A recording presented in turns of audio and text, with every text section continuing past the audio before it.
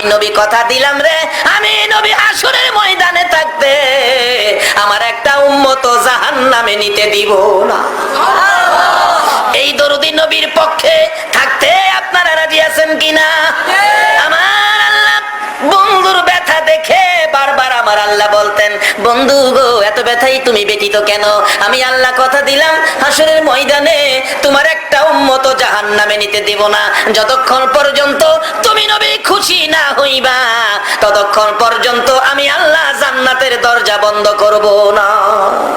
আমার নবী তখন চোখের পানিগুলো জর্জর করে ছেড়ে দিলেন, প্রভু গো আমাকে খুশি করার জন্য জান্নাতের দরজা খুলে রাখবেন। হ্যাঁ বন্ধু কথা দিলাম, আমাকে যদি খুশি করার জন্য এত কিছু করতে পারেন, আমি একটা দাবি করি, এই দাবিটা আপনি পুরা করেন। কি দাবি বন্ধু?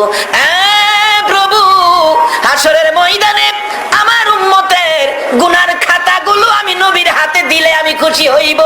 আমার আল্লাহ বলেন, বন্ধু তোমার হাতে কেন দেওয়ার জন্য বলছো?